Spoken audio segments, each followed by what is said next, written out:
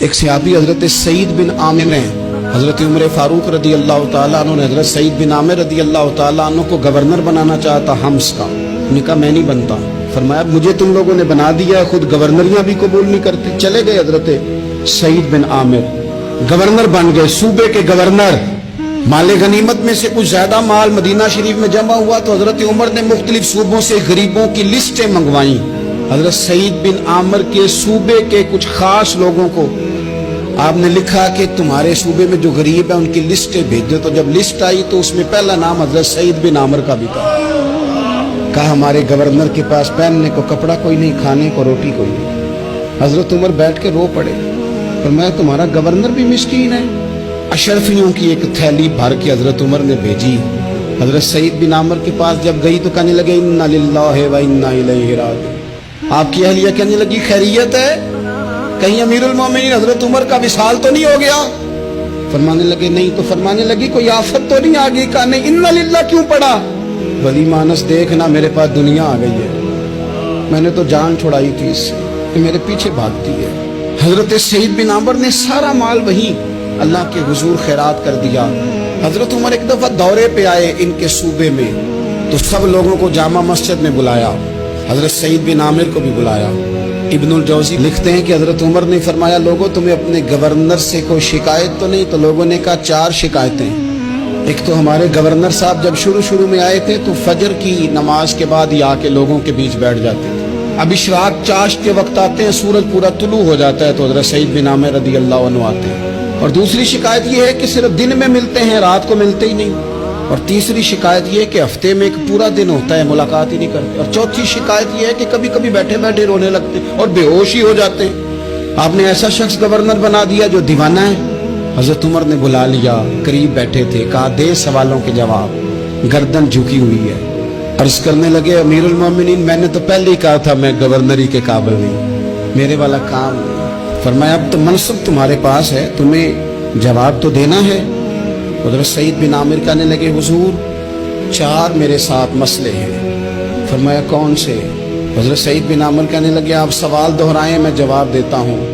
آپ نے فرمایا سعید لوگ کہتے ہیں پہلے تو سویرے آ جاتا تھا، اب تو اشراق چاشت کے وقت آتا ہے. گردن جھکائی، سناٹا چھا گیا محفل پہ. تھوڑی دیر کے بعد سار اٹھایا تو داڑھی پہ آنسو گر رہے تھے. فرمانے لگے حضور میرے گھر میں خادم کوئی نہیں، بیوی بیمار ہو گئی ہے. میں نہ سویرے اٹھتا ہوں، آٹا گوندتا ہوں، روٹیاں پکاتا ہوں، گھر میں جھاڑو دیتا ہوں، باہر آنے میں دیر ہو جاتی. پہلے جواب پر ہی لوگ رونے لگے، آنسو نکلنے لگے. حضرت عمر رضی اللہ تعالیٰ عنہ بھی روئے.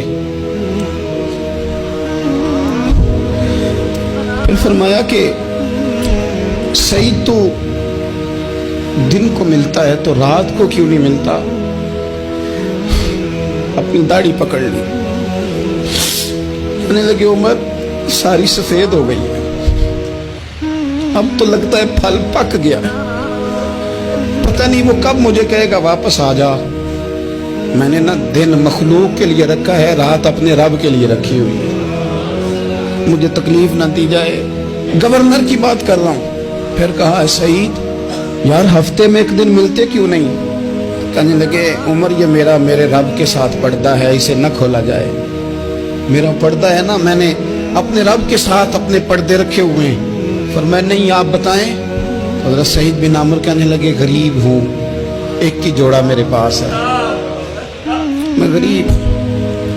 میرے جیسے لوگ ان کے پاس درجنوں جوڑے ہیں اور اس کے باوجود ان کی زبانوں پر شکر اس طرح نہیں آتا جیسے آنا چاہیے. میں نے کہا نا کہ میری اجرت میری محنت سے زیادہ کیوں ہے؟ میرے محسن تیرے احسان سے ڈر لگتا ہے. حضرت سعید بن عامر کہنے لگے ایک جوڑا ہے، ہفتے میں ایک دن دھو کے خشک ہونے کو ڈال لیتا ہوں، پھر بیوی کے کپڑے پہن کے بیٹھا رہتا ہوں. کس طرح گھر سے باہر نکلوں؟ میرا پردہ تھا، میں اپنی غریبیاں لوگوں کے سامنے نہیں رکھنا چاہتا. میں جانوں میرا رب جانے، میں راضی ہوں نا اس کی رضا پہ.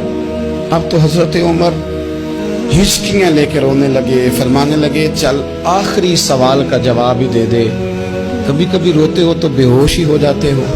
حضرت سعید بن عامر پھر رونے لگے. فرمانے لگے بڑی عمر کا ہو گیا تھا جب کلمہ پڑھا تھا، جب وہ پچھلے گناہ یاد آتے ہیں نا، میرے سامنے لوگوں نے حضرت حبیب بن عدی کو سزا دی تھی مکے میں، اور میں اس وقت مسلمان نہیں تھا، میں مدد نہیں کر سکتا۔ جب وہ وقت یاد آتا ہے تو برداشت سوچتا ہوں کیسے اللہ کے حضور جاؤں گا۔